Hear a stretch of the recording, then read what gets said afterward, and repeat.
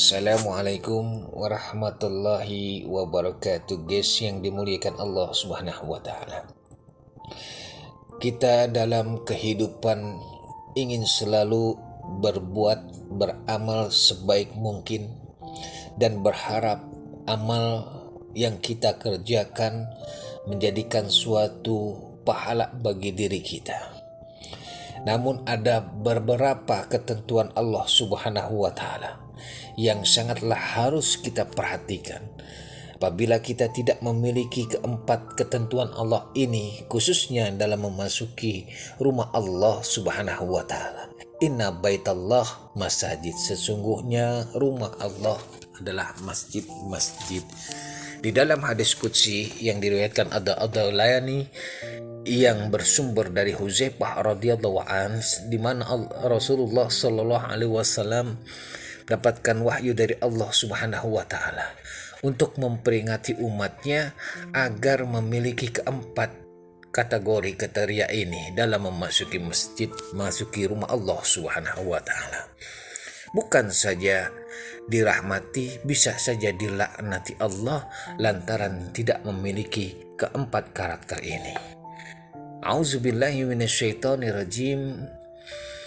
Auhallahu ilayya, kata Rasulullah, Allah telah mewahyukan kepada diriku, ya hal mursalin, ya akhal munzirin, wahai saudara para utusan, wahai saudara para peri pemperingatan, anzir qaumaka alla tadkhulu baitan min buyuti, peringatilah umatmu janganlah sampai mereka memasuki salah satu rumah dari rumahku kecuali mereka memiliki keempat kategori yang aku telah berikan ketentuan. Allah memberikan 4 ketentuan. Yang pertama, illa biqulubin salimah, hendak mereka masuk ke rumah Allah Subhanahu wa taala, ke masjid, haruslah mereka memiliki hati yang bersih, hati yang selamat. Hati yang selamat, artinya hati yang memang terbebas dari sifat syirik, tidak pernah mensekutukan Allah Subhanahu wa taala, tidak membanding-bandingkan Allah Subhanahu wa taala baik dengan dirinya, baik juga dengan kekuatan-kekuatan selainnya. Salat iya, puasa iya, zakat iya, tapi masih mempercayai orang-orang pintar, pergi ke dukun, bahkan menggunakan penglaris jimat untuk suatu kebutuhan, baik penglarisnya untuk naik pangkat dan jabatan. Syirik adalah dosa yang besar. Inna syirka la zulmun azim, dan dosa yang tidak diampuni Allah Subhanahu wa taala. Ini penyakit yang pertama, hatinya belum selamat dari kesyirikan. Yang kedua, hatinya dari sum'ah, dari rasa sombongnya, rasa riaknya, dari rasa iri hati terhadap sesamanya. Ini juga dikatakan hatinya belumlah selamat.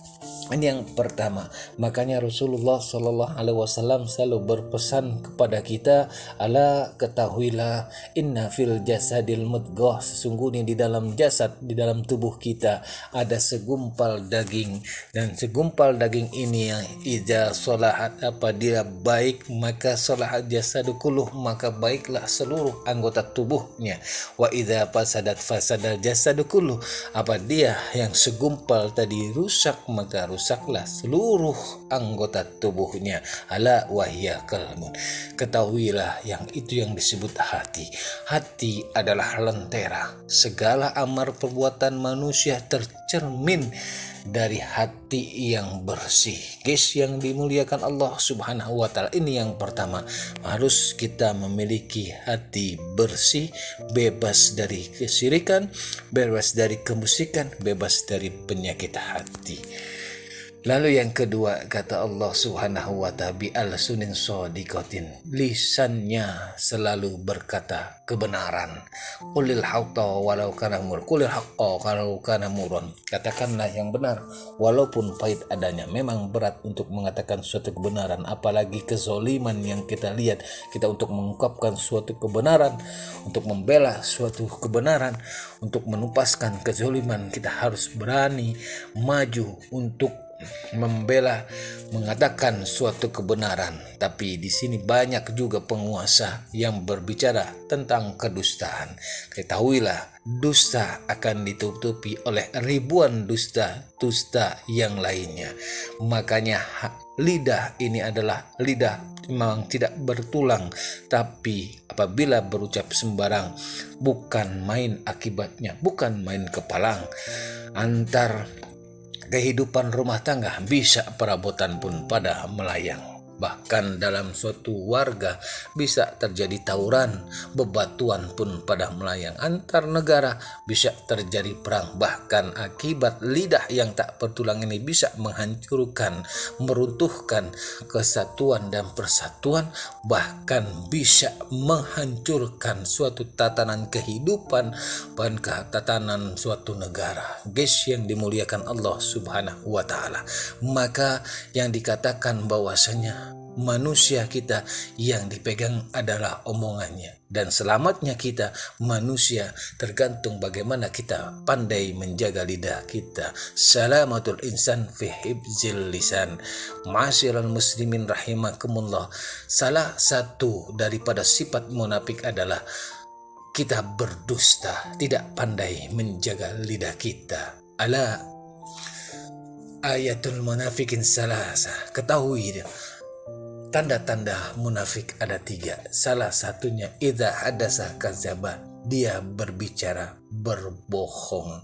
Ini yang harus kita berani mengungkapkan suatu kebenaran untuk menegakkan suatu keadilan. Apalagi kalau ada seorang pemimpin yang selalu berbicara kedustaan, ini kita harus di depan palang dada kita untuk membela suatu kebenaran dengan suatu katakan yang benar adalah hak.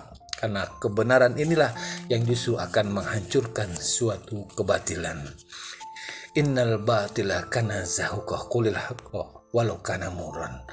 Guys yang dimuliakan Allah Subhanahu wa Ta'ala. Lalu yang ketiga dikatakan di dalam hadis qudsi ini, bi aidin nakiyah, hendaklah mereka memiliki tangannya yang suci.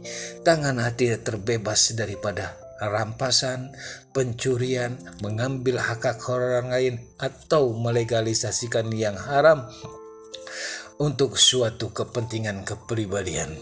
Ini juga tangan bisa diibaratkan bagaikan suatu kekuasaan, kezoliman dalam pemerintahan, kezoliman dalam membentuk suatu kekuasaan.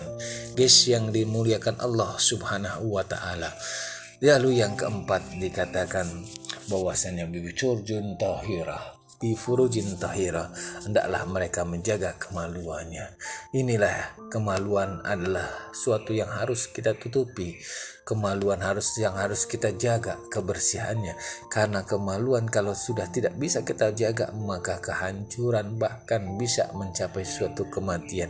Dan kalau kemaluan kita tidak bisa jaga, maka kita pun tidak akan bisa menjaga kehormatan diri kita. Apalagi kalau kita membuka kemaluan orang lain, artinya kita menghancurkan kehormatan orang lain dengan ulah tingkah kita, dengan trik dan cara-cara yang licik yang kita lakukan untuk menjatuhkan orang lain. Ini kata Allah Subhanahu wa Ta'ala.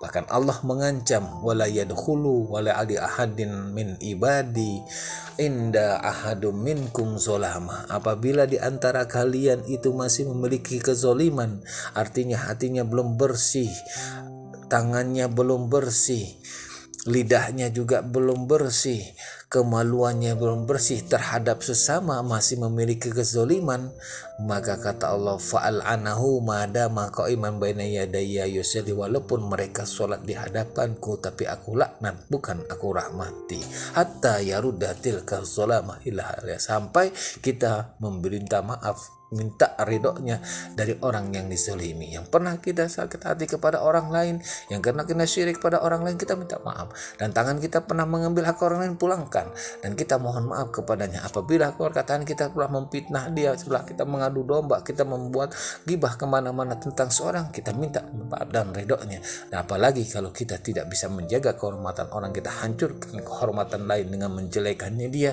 Ini kata Allah Subhanahu, Allah akan laknat walaupun sholat di hadapan Allah. Na'udzubillah. Padahal kita ingin seluruh amal kita adalah berpahala, bukan pengen dilaknat Allah Subhanahu wa taala. Tapi kalau kita tidak mengetahui ini adalah suatu teguran di mana Allah suruh menegur kita sebagai umat Rasulullah sallallahu alaihi wasallam agar memiliki keempat yang ini secara bersih dan murni.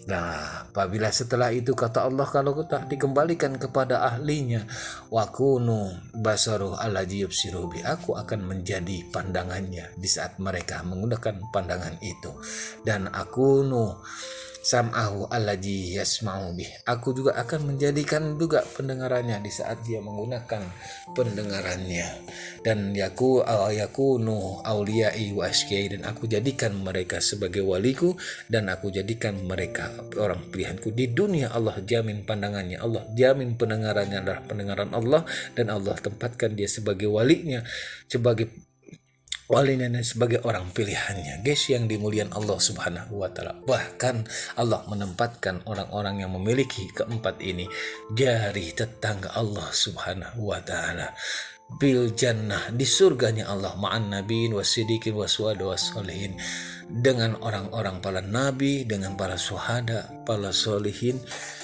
di jannahnya Allah Subhanahu wa taala, di surganya Allah Subhanahu wa taala. Marilah dengan ini, mari kita tingkatkan. Setelah kita mengetahui ini, kita jaga. Apabila kita masih memiliki kezaliman, maka hendaklah kita menghampiri orang-orang yang kita menasihati. Qulil haqqa walau kana murran, kita walaupun berat adanya, kita berani mengatakan kejujuran, kita minta maaf, dan hidayah yang kita harapkan dari Allah, dan amal ibadah kita itu akan sempurna.